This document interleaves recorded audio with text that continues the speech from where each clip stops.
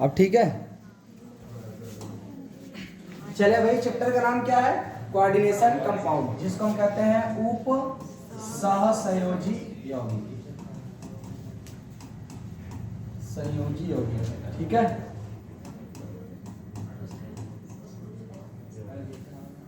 ध्यान समझिए, ये चैप्टर आया कहां से है? तो जब हम क्लास 11th में जब हम लोग पढ़ रहे थे रासायनिक आबंधन, चैप्टर याद है?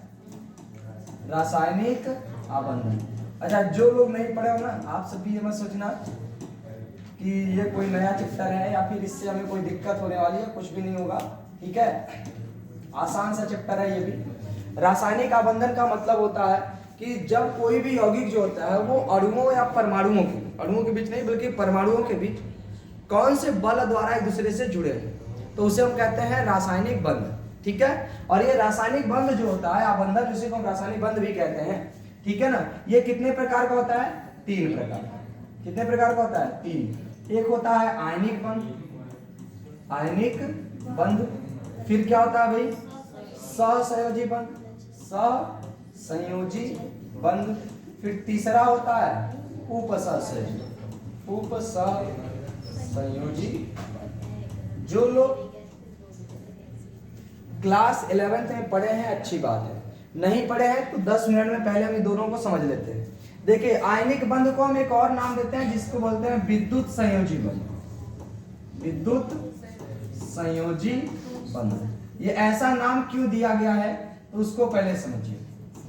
देखिए, आयनिक बंध का मतलब है, नाम से समझ आ रहा है, आयनिक मतलब आयन, तो आयनों के बीच बनने वाले बंध को हम क्या कहते हैं? आयनिक बंध। जैसे, अच्छा, बंध लोग क्यों बनाते हैं पहले इसको समझिए कि 2 परमाणुओं के बीच बंध क्यों बनता है।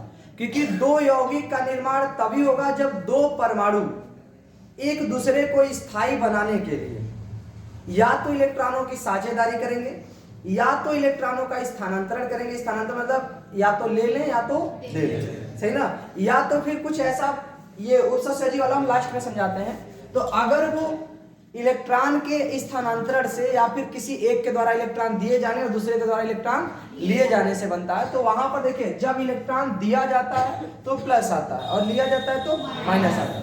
रासायनिक आबंधन इसलिए बनाया जाता है क्योंकि हर एक परमाणु चाहे इलेक्ट्रॉन दे करके, चाहे ले करके, चाहे साझेदारी करके, चाहे जैसे अपने स्थायित्व को प्राप्त करना चाहते हैं, सही ना। जैसे अगर आप कोई यौगिक देखते हैं कि यौगिक लिखा हुआ है NaCl, ये यौगिक स्थायी यौगिक है, सही ना, तभी NaCl का निर्माण हो संभव है। ठीक है, कोई यौगिक होता है MgCl2, कोई यौगिक होता है CaO, ऐसा, सही ना। तो ये यौगिक स्थायी है, अपने स्थायित्व को प्राप्त करने के लिए, क्योंकि सोडियम जो है ये एक अलग परमाणु है, Cl एक अलग परमाणु है।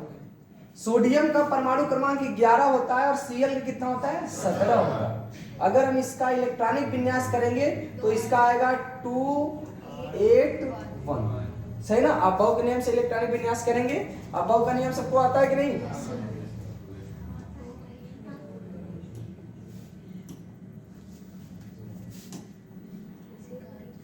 अबव का नियम शायद इसमें मिल जाए,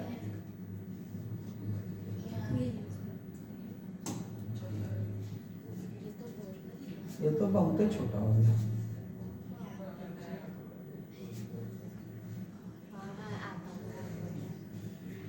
ठीक है भाई, ये इलेक्ट्रॉनिक विन्यास करने के लिए, इलेक्ट्रॉनिक विन्यास किया कैसे जाता है? देखो, इसमें 4 प्रकार के उपकोष उपस्थित हैं। एक होता है यस उपकोष, एक होता है पी, एक होता है डी, एक होता है। यही चारों उपकोष की वजह से 4 ब्लॉक बनाए गए हैं जिसे हम बोलते हैं yes block, P block, D block और एफ ब्लॉक। पावर शादी में कितने ब्लॉक हैं? 4, जिसमें यस ब्लॉक और पी ब्लॉक क्लास 11th में हो गया था।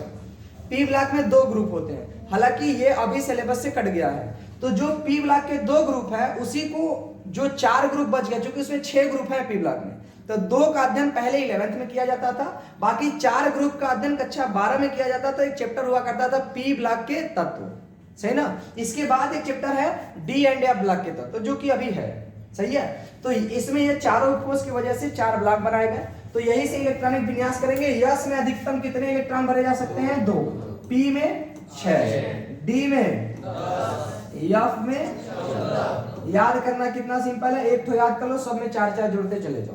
सही ना। इसमें 2 है तो इसमें 4 जोड़ेंगे 6, 6 में 4 जोड़ेंगे 10, 10 में 4 जोड़ेंगे 14। अच्छा ये आता कैसे है, तो भाई उपकोष में कितने अधिकतम इलेक्ट्रॉन भरे जा सकते हैं कौन बताता है? कक्षक। कक्षक की संख्या कौन बताता है? ओवरऑल कितने इलेक्ट्रॉन, जैसे एक कक्षक, जैसे यस में कितने कक्षक होंगे ये कौन बताएगा? क्वांटम संख्या, सही ना। स्थिति, कितने कक्षक, कितने इलेक्ट्रॉन, किधर चक्रण रहेगा, ये सारा चीज कौन बताता है? क्वांटम संख्या। क्वांटम संख्या कितनी होती है? 4। खैर हम उस सब चीजों का यहाँ अध्ययन नहीं करेंगे क्योंकि बहुत बैक में हो जाएगा, ठीक है। तो यस में अधिकतम 2, पी में 6, 10, डी में 10 और एफ में 14। तो अगर हमें सोडियम का निकालना है तो पहले लिखा जाएगा 1 यस। क्या लिखा जाएगा? 1 यस। यस में अधिकतम कितने? 2, तो लिखेंगे 2। फिर आगे आएंगे तो 2 यस, तो 2 यस। यस में अधिकतम कितने? 2। फिर आगे आएंगे तो 2 पी। पी में अधिकतम कितने भाई? 6 हो सकते हैं। आपके पास 11 ही इलेक्ट्रॉन है, 2 और 2 4 आपने बांट दिया है, तो बचा कितना है? 5 ही बचा है। तो अगर हमारे पास 6 रहते तो 6 पूरा भरते, लेकिन 6 नहीं है 5 है तो 5 ही भरेंगे। अच्छा 9 हुआ, चलो कोई बात नहीं, 6 पूरा कर देते हैं तो 10 हो गया। इसके बाद क्या आएगा? 3 यस। तो यस अब आपके पास कितने बचे हैं? 1, जबकि इसमें भरा कितना जाता है? 2। आप अधिक नहीं भर सकते, कम तो भर ही सकते हैं। यहाँ क्या आ जाएगा? 1, ठीक है। तो देखिए ये पहला कक्षा, इसमें कितने इलेक्ट्रॉन? 2। ये है दूसरा, दूसरा कितने? 6 2 8। ये है तीसरा, कितना है? इसीलिए इसका इलेक्ट्रॉनिक विन्यास हुआ 2 8 1। तो देखो जो इलेक्ट्रॉनिक विन्यास बंद बनाता है उसमें भाग कौन लेता है? संयोजी कोष। संयोजी कोष मतलब होता है सबसे वायतम कोष का इलेक्ट्रॉन। तो यहाँ कितना है वायतम कोष का? 1। ये कक्षा भी है, लेकिन याद रखिएगा सारे कक्षाओं के वायतम कोष के इलेक्ट्रॉन भाग नहीं लेते, केवल वायतम कोष का इलेक्ट्रॉन भाग लेता है। अभी उसको हम आगे समझे। कोष मतलब कक्षा, उपकोष मतलब उपकक्षा, उसी को जो ऊर्जा आती है उसे उप ऊर्जा भी कहते हैं, सही है। तो ये 1 इलेक्ट्रॉन है। अच्छा स्थायी किसको कहते हैं? अष्टक प्राप्त करने को। यानी कोशिश इनकी ये रहेगी कि वायतम कोष में कितने इलेक्ट्रॉन हो? 8। अभी हम और आगे पढ़ेंगे जब डी ब्लॉक में ना, तो वहां अष्टक नियम नहीं चलता है, बल्कि अपने उपकोष को फुल करते हैं उसे, सही है ना। तो यहाँ पर कितने इलेक्ट्रॉन है? 1। और करना कितना है इनको? 8। 8 करने के लिए या तो इलेक्ट्रॉन को ग्रहण करेंगे, या तो इलेक्ट्रॉन को त्यागेंगे, या तो साझेदारी करेंगे। साझेदारी तब करेंगे जितना इनको चाहिए उतना ही सामने वाले को भी चाहिए, तब साझेदारी हो सकता है। लेकिन इनको कितना चाहिए? 7 चाहिए। और अगर क्लोरीन का देखें तो इसी में बनाएंगे तो 1 yes 2, 2 yes 2, 2p 6, 3 yes 2, 3 yes के बाद क्या आएगा? 3p, 3p। देखो ये था 11 के लिए, और ये कितने के लिए है? 17 के लिए। तो 2 4 6 4 10 2 12, कितना बचा? 5। यहाँ भरेंगे 5। तो अगर इनका इलेक्ट्रॉनिक विन्यास लिखे तो पहले कक्षा में कितने? 2, दूसरे में 6 2 8, तीसरे में 5 2 7। तो इनका इलेक्ट्रॉनिक विन्यास है 2 8 7, ठीक है। तो हुआ क्या कि ये जो सोडियम है इनको भी 8 बनाना है, जो क्लोरीन है इनको भी 8 बनाना है। इसके वायतम कोष में 1 है, 8 बनाना, इसका मतलब इसको 7 चाहिए। तो ये हो सकता है इनके पास जाए और कहे कि भाई 7 इलेक्ट्रॉन हमको दे दीजिए। तो इनके पास 7 इलेक्ट्रॉन है वायतम कोष में, सारा खेल वायतम कोष का है बस, ठीक है। उसके अंदर वाले से कोई मतलब नहीं है। अगर यहाँ 7 है तो फिर इसको कितना चाहिए? 1 चाहिए। दोनों ऑप्शन तैयार। ये कहेगा आप हमको 7 दे दीजिए, तो ये कहेगा आप हमको 1 1 दे दीजिए, काम बन जाएगा। तो आसान किसके लिए है भाई? इसके लिए ये आसान नहीं है कि 7 इलेक्ट्रॉन कोई दे दो, क्योंकि जो 7 देगा वो मूर्ख थोड़ी ना है, उसको तुम्हें 1 दे दो, सही ना। इसीलिए 8 पूर्ण करना तो आपको बीच में संख्या याद रखनी है 4। अगर 4 से कम इलेक्ट्रॉन है तो समझ जाना ये लेगा नहीं बल्कि दे देगा, क्योंकि लेगा तो उसे 4 से ज्यादा इलेक्ट्रॉन देना होगा, मतलब 4 से ज्यादा इलेक्ट्रॉन लेना होगा, जो कि पॉसिबल नहीं है। इसीलिए ये सोचता है कोई बात है, एक तो हम उसको देते हैं, जब एक तो दे देगा तो इसका वायतम कोष ये रहेगा, तो वायतम कोष फुल रहेगा कि नहीं, तो उसको कहते हैं स्थायी बंधन। तो स्थायी बनता कौन है? तो अपने पास के अक्रिय गैस की जैसी संरचना प्राप्त करना ही स्थायी कहलाता है। इसके पास में अक्रिय गैस कौन है? नियान है। इसके पास अक्रिय गैस कौन है? नियान। नियान में ऑलरेडी 10 इलेक्ट्रॉन, जो कि 2 8 होता है। तो वही बात है को अपने पास के अक्रिय गैस की संरचना प्राप्त करना चाहेगा, इसीलिए ये 1 इलेक्ट्रॉन त्याग देगा। जब 1 इलेक्ट्रॉन त्याग देगा तो ये बन जाएगा Na+। क्योंकि इलेक्ट्रॉन देने वाले को क्या कहते हैं, प्लस। अब देखो इस एक इलेक्ट्रॉन को जब ये त्यागेगा तो उसी एक इलेक्ट्रॉन को क्या कर लेगा, ग्रहण कर लेगा, तो Cl के ऊपर क्या आएगा, माइनस। तो ये दोनों बन गए आयन। क्या बन गए, आयन। और प्लस माइनस के बीच सदैव कौन सा बल लगता है, आकर्षण बल। तो ये माइनस प्लस से गुणा होके जुड़ जाएगा। जुड़ेंगे कैसे, तो एक का गुणा Na होगा तो क्या बनेगा, Na। Cl में एक का गुणा होगा Cl, तो ये यौगिक बन गया। तो आयनों के बीच बना है बंध, इसलिए इसका नाम है आयनिक। कोई दिक्कत, इसमें एक इलेक्ट्रॉन मतलब एक परमाणु इलेक्ट्रॉन को देकर स्थायी होता है, दूसरा परमाणु इलेक्ट्रॉन को लेकर स्थायी होता है। तो ऐसा नहीं कि यहाँ पर दो इलेक्ट्रॉनों का इधर उधर हुआ है, इसने एक इलेक्ट्रॉन दिया, वही एक इलेक्ट्रॉन इसने ग्रहण कर लिया। तो आपको ये नहीं लग रहा कि ये इलेक्ट्रॉन दूसरे साइड से आया, उल्टा रिवर्स नहीं आया है, बल्कि एक के द्वारा पूरी तरह से उनको दे दिया गया है। तो पूरी तरह से दे देने को, जैसे आप कहीं रूम पर अगर रहे हो तो एक रूम से दूसरे रूम पे जाना होता है तो लोग कहते हैं रूम शिफ्ट करना, सुना है कभी ऐसा?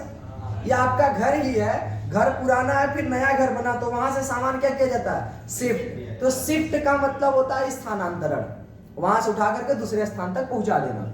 तो यहाँ पर इलेक्ट्रॉनों की शिफ्टिंग हुई है। शिफ्टिंग मतलब पूरी तरह से यहाँ से वहां रख दिया गया, तो इसको कहते हैं स्थानांतरण। तो इसीलिए बोला जाता है कि इलेक्ट्रॉनों के स्थानांतरण से बने बंध को कौन सा बंध कहते हैं, कौन सा बंध कहते हैं भाई,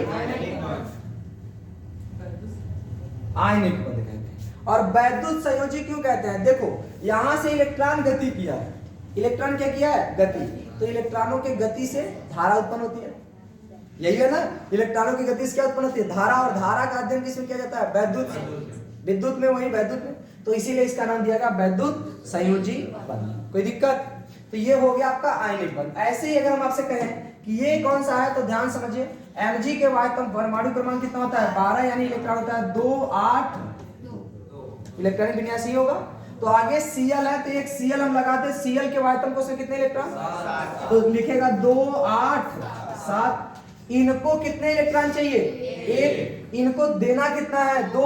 ये कहेगा भाई देखो हमको 2 इलेक्ट्रॉन देना है, तो मतलब आपके जैसे 2 लोग चाहिए, तो 2 लोग चाहिए, तो कहेगा कोई बात नहीं, Cl को हम 2 कर लेते हैं, 2 करेगा, इसलिए 2, 8, 7 होगा। ये एक इलेक्ट्रॉन इनको देगा, एक इलेक्ट्रॉन इनको देगा, तो एक बार ये माइनस होंगे, एक बार ये माइनस होंगे, तो Mg पर क्या होगा, +2, क्योंकि 2 इलेक्ट्रॉन दिया है। तो इसीलिए यौगिक क्या बनेगा, देखो Mg पर +2 आया है। अब Cl चाहे जितनी बार हो, उससे आपसे मतलब नहीं है, वो तो ऑलरेडी इलेक्ट्रॉनों के स्थानांतरण में बैलेंस हो जाता है।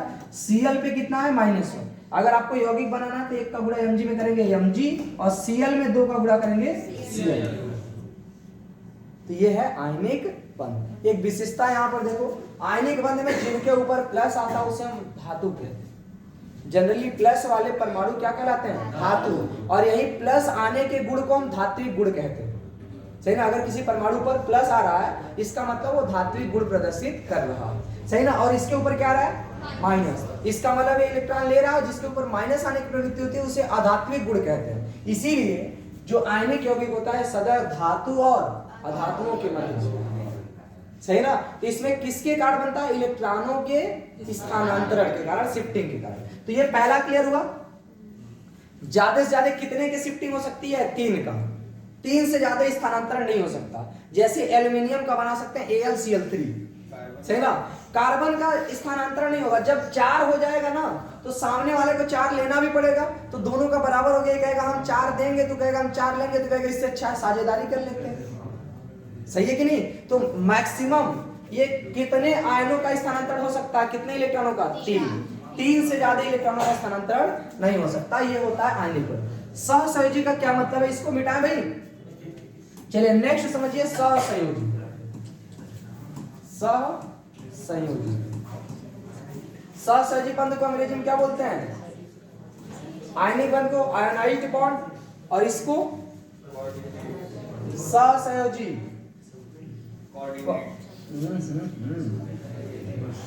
कोवैलेंट,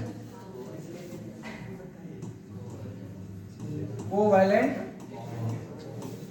सही है ना, सहसंयोजी बंध। इसमें होता क्या है ना, देखो एक सिंपल से आपको बात बताते हैं। कोऑर्डिनेट शब्द सुना है,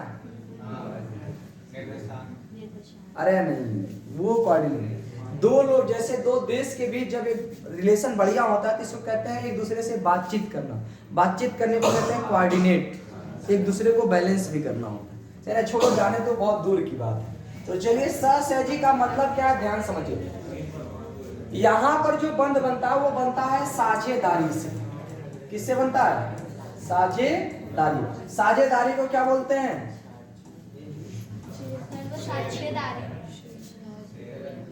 झ से साझेदारी, ठीक है ना। इसको अंग्रेजी क्या बोलते हैं? शेयर। देखिए साझेदारी का मतलब क्या होता है? साझेदारी कब होगी, ध्यान समझिए। जब इलेक्ट्रॉन हमें भी चाहिए और सामने वाले को भी चाहिए। तो उस समय जैसे मान के चलिए किसी के पास 4 इलेक्ट्रॉन है, सामने वाले के पास भी कितना है? 4 है। ये कहेगा एक काम करो 4 आप हमें दे दो, तू कहेगा 4 आप हमें दे दो। इससे अच्छा है कि चारों क्या कर लो? साझेदारी।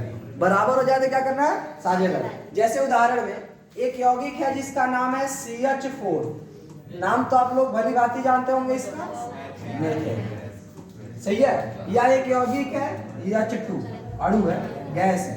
नाम क्या है इसका? हाइड्रोजन। फिर से देखो आप लोग शुरू हो रहा है और बातचीत करते हुए। एक है ऑक्सीजन, इसके बारे में भी जानते हैं, प्राणवायु इसको कहते हैं। और एक क्या है? नाइट्रोजन। वायुमंडल में सबसे ज्यादा कौन सी गैस होती है? नाइट्रोजन। कितना? ऑक्सीजन कितना होती है? बाकी जो बच जाए 1% वो सब, सही ना। तो 78% नाइट्रोजन होती है। आपको पता होगा कि जब आप सांस लेते हो तो आपके शरीर में वायु जाती है। तो क्या वायु में कौन सी वायु? सारे गैसें एक साथ जाती है, चाहे वो कार्बन डाइऑक्साइड हो, नाइट्रोजन हो, जितने भी वायुमंडल में सब जाती है। लेकिन आपके ब्लड में पाया जाता है हीमोग्लोबिन। हीमोग्लोबिन में पाया जाता है आयरन, और आयरन केवल उसी को ऑक्सीकृत करेगा जो ज्यादा रिएक्टिव होगा। ज्यादा रिएक्टिव कौन होता है? ऑक्सीजन। नाइट्रोजन अक्रिय गैस होता है, आपको पता भी है, इसीलिए तो बल्ब में यूज किया जाता है। पढ़ा है कि नहीं कि बल्ब में कौन सी गैस भरी जाती है? नाइट्रोजन। नाइट्रोजन इसलिए क्योंकि वो जो अंदर तार होता है ना, अगर वो ऑक्सीजन पाएगा तो जल जाएगा। आप बल्ब को फोड़ दीजिए, उसका तार बना रहने दीजिए, आप बल्ब को जोड़ेंगे तुरंत ही जल जाएगा। एक होता है चमकना, एक होता है जलना। तो बल्ब जो अभी जैसे जल रहा है तो जल नहीं रहा है, चमक रहा है। जलने का मतलब खराब हो जाना, जल के, सही है, जल जाएगा। लेकिन अगर वहीं आप कोई अक्रिय इन्वायरमेंट बना दो, तो अक्रिय इन्वायरमेंट मतलब वहां से ऑक्सीजन को हटा दो। ऑक्सीजन हटाने का सिंपल से फंडा है, वहां आग जला दो। आग जला दोगे ना और उसको बंद कर दो, आग जला दो उसमें ऑक्सीजन क्या हो जाएगी? समाप्त। क्योंकि जब तक ऑक्सीजन रहेगा तब तक जलेगा, जैसे ऑक्सीजन समाप्त आग क्या हो जाएगी? बुझ जाएगी। उसके अंदर तुम बल्ब को फोड़ करके भी रखोगे ना तो जलेगा, क्योंकि उससे क्या मिला है? अक्रिय एनवायरनमेंट। तो नाइट्रोजन अक्रिय होता है, जो कि हमारे ऑक्सीजन में हीमोग्लोबिन जो पाया जाता है ब्लड में, वो उनको क्या कर लेता है? अवशोषित। बाकी सबको फेफड़ा कहेगा फुलाओ जल्दी से, बाहर निकाल देगा। सही है ना। डायफ्राम धक्का देकर, डायफ्राम होता है ना, ऐसे नीचे जाएगा तो सांस खींचता है, ऊपर धकेलेगा तो, क्योंकि फेफड़े में इतनी शक्ति नहीं है कि वो बाहर निकाल सके ऑक्सीजन को। सारा काम डायफ्राम करता है। चलिए इसके बारे में समझते हैं। इसमें 2 प्रकार के परमाणु, एक है कार्बन, एक है हाइड्रोजन। बस आप इसे मत सोचिए कि हाइड्रोजन 4 है, उसको तो हम बाद में समझेंगे। कार्बन का वायतन कोष अगर इलेक्ट्रॉनिक विन्यास आप करेंगे तो इसका परमाणु क्रमांक होता है 6। कार्बन कितना होता है? 6। इलेक्ट्रॉनिक विन्यास अगर करेंगे तो स्टार्टिंग में आएगा 1s। यस में कितने इलेक्ट्रॉन? 2। फिर क्या आएगा? 2s। यस में कितने? 2। फिर 2p, p में कितने? ये कॉमा नहीं रहता है, ठीक है। 1s2, 2s2, 2p, 2। 6 कहां से? 6 ही है ना। तो देखिए पहले में कितना? 2, दूसरे में 2 और 2 4। इसके वायतन कोष में कितने हो गए? 4। तो कार्बन के वायतन कोष में 4 इलेक्ट्रॉन हैं। तो भाई 4 है तो ये, जिससे अगर अपने आप को स्थायी करना चाहता है तो इसको 4 चाहिए, और 4 कोई देगा नहीं, क्योंकि जिसके पास 4 है वो भी तो यही कोशिश करेगा 4 हमें भी चाहिए, तो इसीलिए 4 इलेक्ट्रॉन इसको नहीं मिलेगा। तो यहाँ इसके सामने है कौन? और कार्बन हाइड्रोजन के बीच का रिलेशन जब जाएंगे, पूरी ऑर्गेनिक केमिस्ट्री में यही चलता है, जहां कार्बन को कुछ नहीं मिलता वहां क्या आता है? सही है। तो हाइड्रोजन कहेगा भाई ठीक है हम भी एंट्री ले रहे हैं, लेकिन इनके पास कितने इलेक्ट्रॉन? क्योंकि परमाणु क्रमांक 1 है तो इलेक्ट्रॉन भी, जिसमें जितने कम प्रोटॉन इलेक्ट्रॉन रहेंगे उसका उतना कम द्रव्यमान होता है। द्रव्यमान क्या होगा? कम। तो अगर आपसे पूछे कि सबसे हल्का परमाणु कौन सा है, सबसे भारी परमाणु कौन सा है, नाम ही ना पता। अरे नहीं, 118 नंबर का होता तभी बनाया गया है, खोजा नहीं गया है, सही ना, कृत्रिम है, आर्टिफिशियल।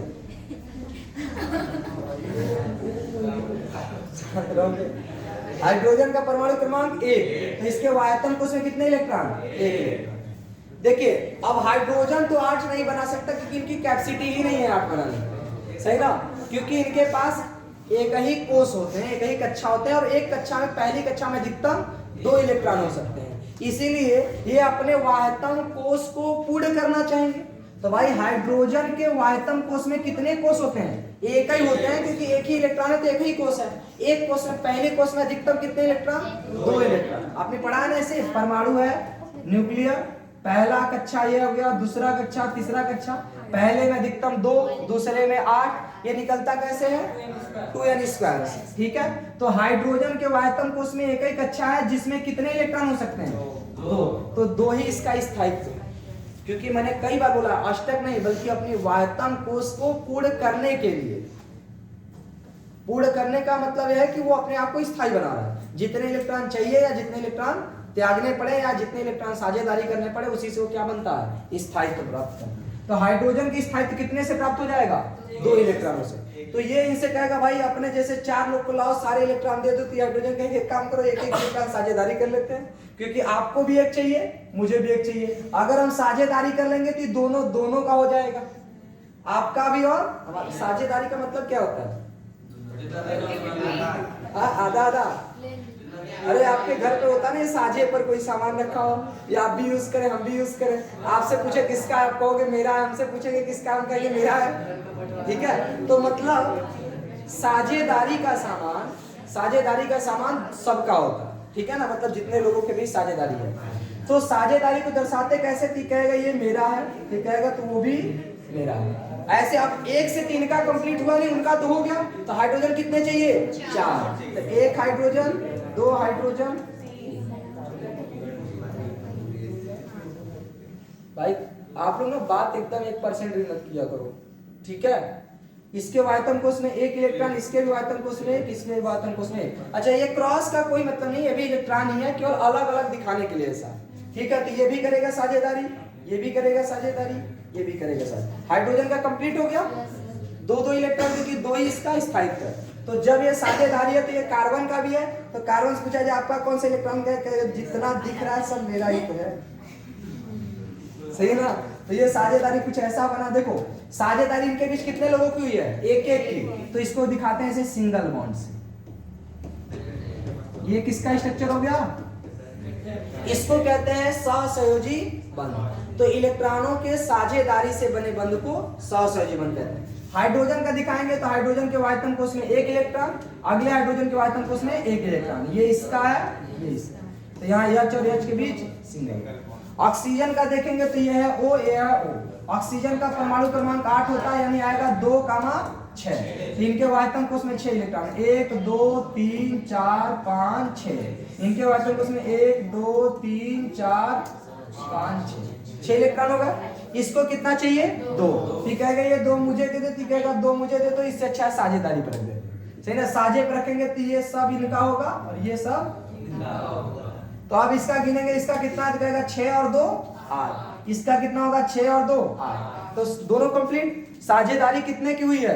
2-2 की, इसीलिए ऑक्सीजन के बीच डबल लाइन लगाते हैं, इसको कहते हैं द्विबंध। तो सहसंयोजी बंध कितने प्रकार का? एक हो गया एकल बंध, एक हो गया द्विबंध, और एक है नाइट्रोजन। नाइट्रोजन का परमाणु क्रमांक होता है 7। कितना होता है? 7। तो 2,5। अरे 7 होगा ना, तो 2,5। 1 2 3 4 5। 1 2 3 4 5। इनको कितना चाहिए? 3। तो ये करेंगे 3 की साझेदारी, ये भी करेंगे 3 की साझेदारी। इनका कितना हो गया? 5 3 8, इसका भी 5 3 8। तो यहाँ पे साझेदारी हुआ 3-3 का, इसको कहेंगे ट्रिपल बॉन्ड, सही ना। तो 3 से ज्यादा साझेदारी नहीं कर सकते, 3 से ज्यादा साझेदारी नहीं कर सकते, क्योंकि 4-4 की साझेदारी नहीं कर पाएंगे ना। जैसे कार्बन और कार्बन है, तो इनके बीच 4 बंध कभी नहीं लग सकता। अरे सारे इलेक्ट्रॉन एक साइड हो जाएंगे तो जाकर के एक दूसरे से टकरा जाएगा, चिपटा हो जाएगा, सही समाप्त हो जाएगा, सही ना, मतलब एक दूसरे के नाभिक में एंट्री कर जाएंगे जो कि अस्तित्व क्या हो जाएगा, समाप्त। इसीलिए 4 इलेक्ट्रॉनों की साझेदारी संभव नहीं है। इनके पास जैसे 4 इलेक्ट्रॉन चाहिए तो ये अलग प्रकार के परमाणु से लेंगे, अपने जैसे परमाणु से नहीं लेंगे, ठीक है। तो ये रहा सहसहजी बंध। तो परिभाषा समझाया, परिभाषा क्या होगा, इलेक्ट्रॉनों के साझेदारी से बने बंध को सहसहजी बंध कहते हैं, ठीक है।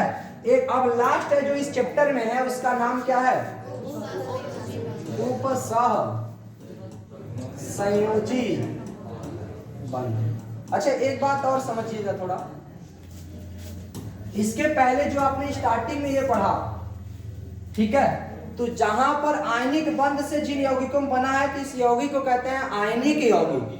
आयनिक बंध से बने यौगिक को आयनिक यौगिक या इसे विद्युत संयोजी यौगिक भी कहते हैं। ऐसे ही नेक्स्ट वाले में सहसहजी बंध से बना है, तो ये जो यौगिक है कौन से यौगिक है, सहसहजी यौगिक। ये कौन से यौगिक है, सहसहजी यौगिक। ये भी सहसहजी यौगिक, ये भी बंध कितने प्रकार के, तीनों का नाम बताओ। सहसहजी बंध कितने प्रकार के, कौन से, बहुत बढ़िया, याद रखना, इसको पूछेंगे, सही ना, लेकिन अभी नहीं, बाद में। ये इसी चैप्टर का नाम है, सही ना। कोऑर्डिनेशन कंपाउंड मतलब होता है यौगिक, कंपाउंड मतलब क्या होता है, यौगिक। लेकिन अभी हमको पहले बंध समझना है, इसके बाद जिन यौगिकों में ये बंध पाया जाएगा उसे क्या कहेंगे। देखो इसमें भी ना इलेक्ट्रॉनों की साझेदारी ही होती है, इलेक्ट्रॉनों की साझेदारी ही होती है।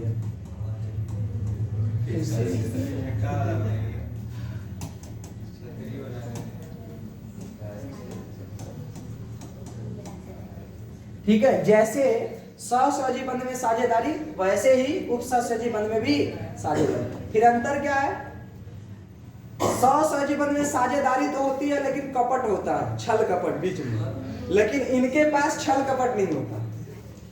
होता कैसे, ध्यान समझो। जैसे मान के चले हमारे पास बहुत ज्यादा पैसा है, सपोज, ठीक है नहीं, अलग बात है, कंगाल है, ठीक है ना।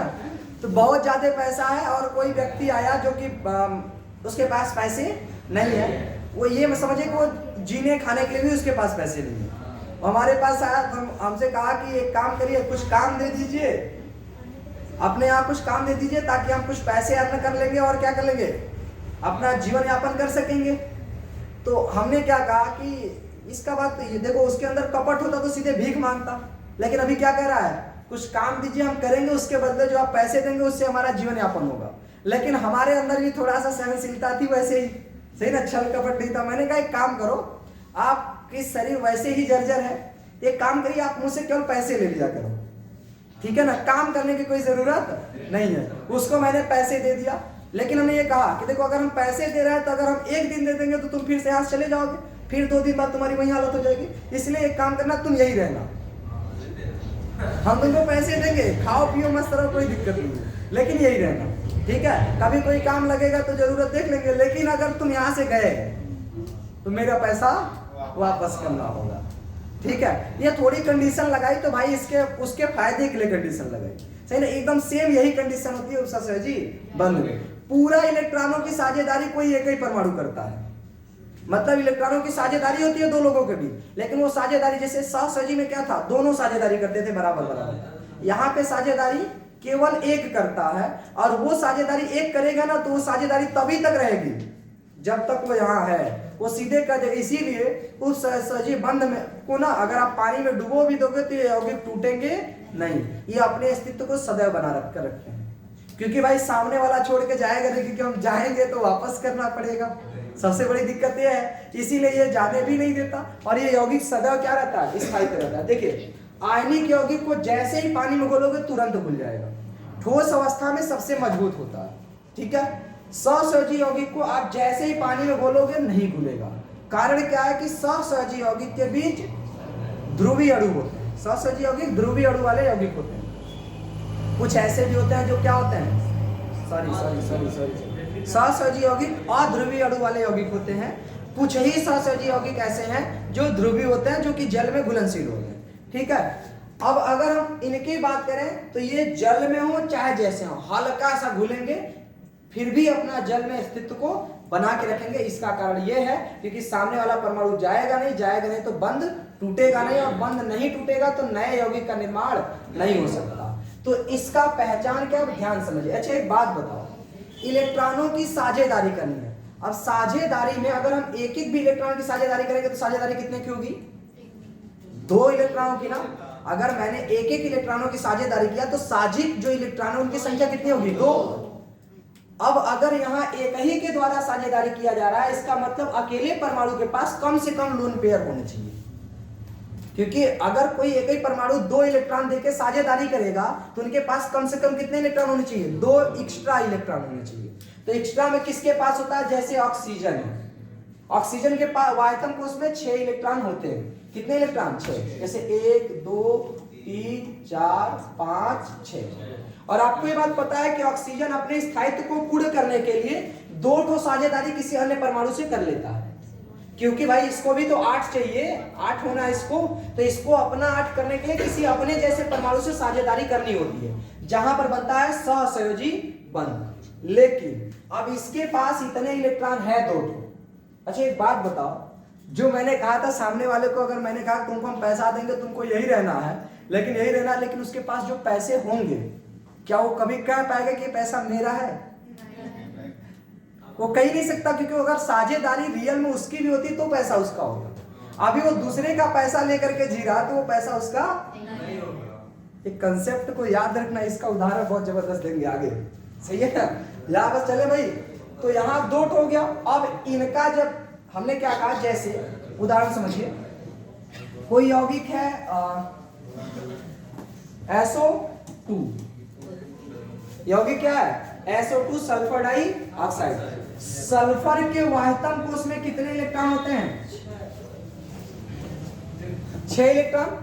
ऑक्सीजन को भी कितने इलेक्ट्रॉन चाहिए, 2 इलेक्ट्रॉन चाहिए। इसके भी वाहतम कोश में कितने, 1 2 3 4 5 6। ठीक, यहां भी 1 2 3 4 5 6। एक ने कर लिया साझेदारी इनसे, सही है ना, इसका पूर्ण हो गया। इसने भी क्या किया, इसका भी क्या हो गया। अब जब दोनों का पूर्ण हो गया तो फिर O2 कैसे आया, सही है ना? जब दोनों स्थायी हो गए तो फिर ये SO2 यौगिक सुना गया SO2, तो फिर SO2 आया कैसे? तो इनके पास अभी लोन पेयर है। इसने कहा कि भाई मुझे 2 इलेक्ट्रॉन चाहिए, लेकिन हम साझेदार, अच्छा ये साझेदारी करने को भी तैयार है, लेकिन ये साझेदारी नहीं करेगा। कारण, अरे भाई इसका 8 पूरा हो चुका है, अगर ये साझेदारी करेगा तो ये दोनों भी इसके गिने जाएंगे, 10 हो जाएगा, जो कि अस्थायी बताने लगेगा, सही ना? इसीलिए कहेगा एक काम करते हैं, ये मेरे दोनों इलेक्ट्रॉन आप ले लो, दोनों इलेक्ट्रॉन क्या कर लो, आप ले लो। आप गिनना कि ये दोनों आपके यहाँ पे, जब तक हमारे यहाँ रहोगे तब तक आप ये मान के चलना आपके पास 8 इलेक्ट्रॉन है, लेकिन वो दोनों इलेक्ट्रॉन किसके हैं, मेरे। तो वास्तविकता में इसकी स्थायित्व बनी रहेगी, और ये भी अगर 2 इलेक्ट्रॉन इनको दे देगा ना तो उनको अपने पास ही रखेगा, क्योंकि अगर दे दिया तब तो इलेक्ट्रॉन लेके निकल जाएंगे, अपना फिर से कम हो जाएगा। इसीलिए इनको देगा लेकिन उनको अपने साथ जोड़ कर रखेगा। और ये इलेक्ट्रॉन कहेगा ये इलेक्ट्रॉन हम आपको दे रहे हैं, आप अपना गिना सकते हो, लेकिन वास्तव में आपका नहीं होगा। तो इस बंध को इस तरह से दिखाया जाता है, और इस तरह का मतलब है कि इधर वाले परमाणु ने इधर वाले परमाणु को 2 इलेक्ट्रॉन दे रखे हैं, सही है ना? तो 2 इलेक्ट्रॉन दे रखे हैं, तो ये ऐसे बनेगा, यस इधर बनेगा डबल बॉन्ड, ओ इधर बनेगा इस तरह से, सही है? अभी अगर इसने 2 इलेक्ट्रॉन दे रखे हैं ना तो ये दोनों इलेक्ट्रॉन इसी का है, लेकिन ये दोनों इलेक्ट्रॉन इसका नहीं है, क्योंकि इसने लिया ही नहीं। हम काम में साझेदारी नहीं करना, हम साझेदारी कर रहे हैं, अपना ही दोनों इलेक्ट्रॉन दे रहे हैं, और ये दोनों मेरे गिने जाएंगे, और आपको जरूरत हो तो आप भी अपना गिना लेना, आप भी 8 पूर्ण रहेंगे। तो साझेदारी इसीलिए कहा गया क्योंकि दोनों का माना जाएगा, लेकिन वास्तव में साझेदारी कितने के द्वारा किया जाएगा, 1 के द्वारा किया जाएगा। इसी को कहते हैं उपसहसंयोजी बंध। तो ऐसे यौगिकों को उपसहसंयोजी यौगिक है। अब ध्यान सुनिए, साझेदारी, साझित बंधों की संख्या चाहे जितनी हो, अगर उसमें एक भी अणु ऐसा है जो आयनिक बंध बना लिया तो यौगिक कहलाएगा आयनिक यौगिक। जैसे उदाहरण देखो, आपने यौगिक सुना H2SO4, यहाँ होता है यस फिर होता है O, फिर होता है O, फिर होता है O, फिर होता है O, फिर होता है H, फिर होता है H। यहाँ पे लगता है double bond, single bond, single bond, single bond, single बन गया। इसका कंप्लीट। सल्फर का तो बहुत ज्यादा हो गया होगा, लेकिन याद रखिएगा सल्फर में जब सल्फर को देखा जाता है तो इसका परमाणु आकार बड़ा होने के कारण ये जब केंद्रीय परमाणु बन रहा है तो इस समय इस पर अष्टक नियम लागू नहीं होता। ये क्लास 11th में बताया गया है, ठीक है। तो इसने इस तरह का यौगिक बना लिया। अब ध्यान समझिए, अगर आपसे पूछे H2SO4 यौगिक कैसा, आयनिक है कि सहसंयोजी यौगिक? आप लोगों ने ऐसे पढ़ा होगा 2H+SO4। जब ये टूटता है तब ऐसे बनता है।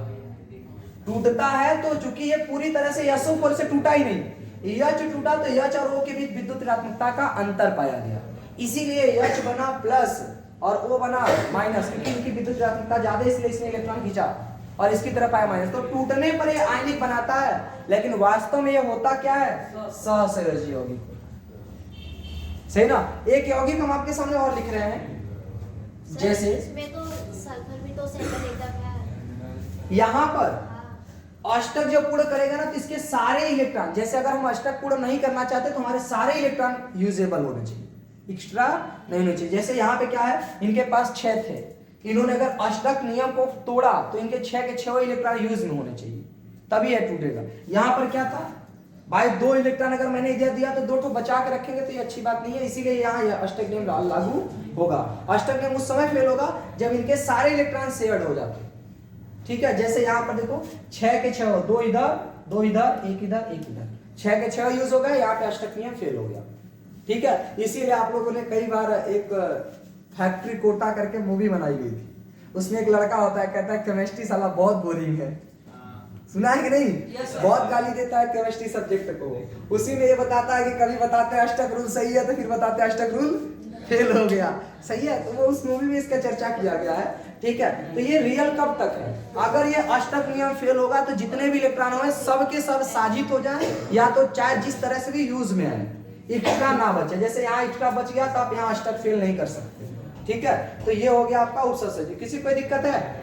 अब ध्यान समझिए, ये तो हमने जनरल आपको समझाया है, लेकिन मैक्सिमम ध्यान समझिए, मैक्सिमम जो उपसंयोजी बंध होते हैं वो किसके में पाए जाते हैं? संक्रमण तत्वों के द्वारा। संक्रमण तत्व किसे कहते हैं? डी ब्लॉक के वे तत्व जिसमें अयुग्मित इलेक्ट्रॉन उपस्थित होते हैं, डी उपकोष में अयुग्मित इलेक्ट्रॉन उपस्थित है, उसे हम क्या कहते हैं? संक्रमण तत्व। जैसे उदाहरण बताओ, किन्हीं संक्रमण तत्वों के नाम बताओ, 2-4 ठो। अरे बताओ, पढ़े हो ना।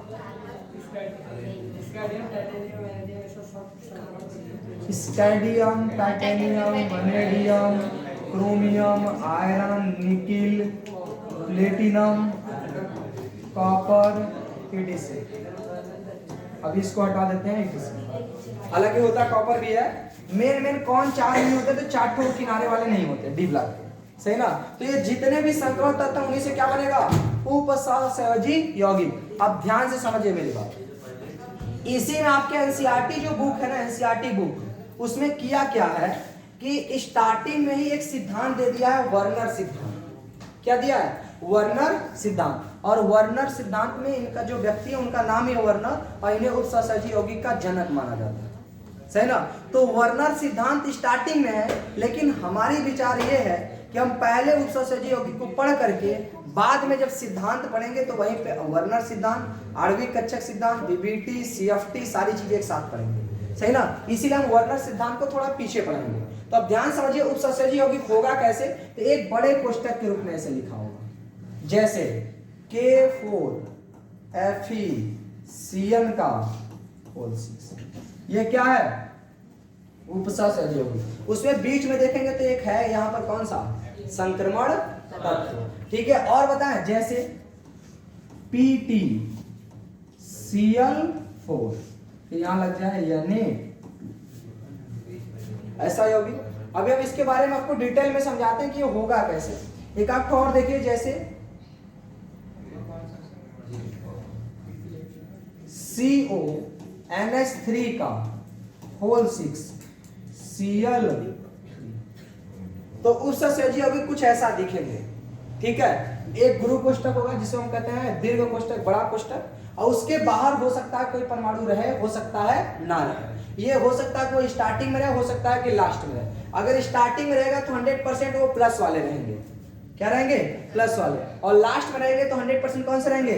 माइनस वाले रहेंगे। क्योंकि आप सबको पता है कि कोई भी यौगिक लिखते हैं जैसे NaCl, तो स्टार्टिंग में क्या लिखा जाता है? प्लस, बाद में क्या लिखा जाता है? माइनस। क्योंकि पहले इलेक्ट्रॉन देगा तभी सामने वाला इलेक्ट्रॉन लेगा, ठीक है। तो ये यौगिक है, कुछ ऐसा दिखेंगे। इसकी संरचना में क्या होगा ना, संरचना को हम समझेंगे किसमें? वर्नर सिद्धांत,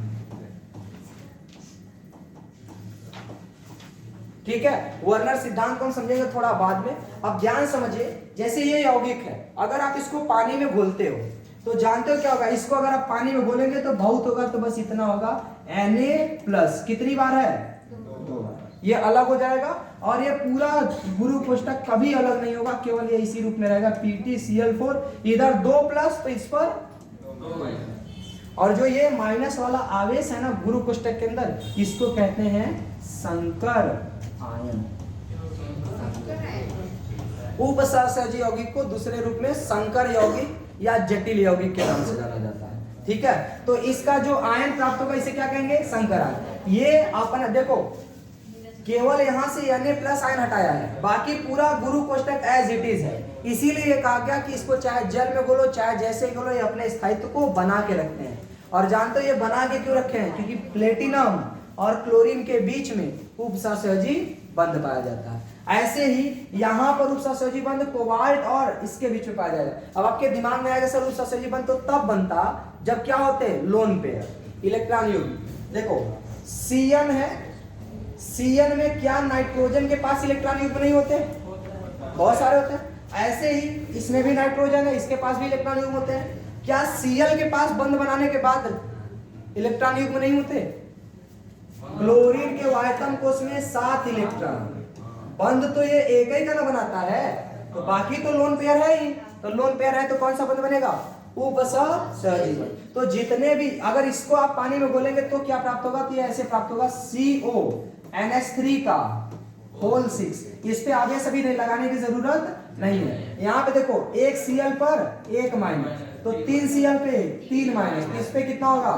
3+। तो ये जो कोष्ठक के अंदर आयन है इसी को कहते हैं संकर आयन, ठीक है। तो कई बार आपसे पूछता है कि संकर आयन टिप्पणी लिखिए, क्या होता है? तो आप क्या बोलेंगे? जब उपसहसंयोजी यौगिकों को जल में घोला जाता है तो इसमें उपस्थित वह आयन जो जल में भी अपने स्थायित्व को बना के रखते हैं उसे हम क्या कहते हैं? संकर आयन। और जल में जब किसी चीज को घोलते हैं तो उसको कुछ ऐसे दिखाते हैं, उसके बाद में ऐसे लिख देंगे ये वाला प्लस फिर ये वाला माइनस, ठीक है। कोई दिक्कत? तो अब कई सारी चीजें आपको समझते चलनी है, तो ध्यान से समझिए। चैप्टर पे यौगिक का सामान्य परिचय में क्या है कि संकुल यौगिक यानी उपसहसंयोजी यौगिक या इसी को संकर यौगिक कहते हैं, कॉम्प्लेक्स कंपाउंड या उपसहसंयोजी यौगिक उसी का नाम है, कोऑर्डिनेशन कंपाउंड। हाँ, संकुल यौगिक, संकर यौगिक, उपसहसंयोजी यौगिक, समन्वय यौगिक, ये सारा एक ही नाम है इनका। जैसे आप लोगों ने बहुत बार सुना होगा दुर्गा माता का कई सारा नाम है ना, या शंकर जी का बहुत सारा नाम है, तो वैसे इनका भी बहुत सारा नाम है, ठीक है। तो ये होता है, कह रहा यौगिक का निर्माण किससे होता है? ये मैंने आपको पहले क्लियर किया। और दूसरा, इन तत्वों के आयन में उपसहसंयोजी बंध द्वारा संकुल यौगिक बनते हैं। किससे बनते हैं? उपसहसंयोजी बंध। अगर जहां भी उपसहसंयोजी बंध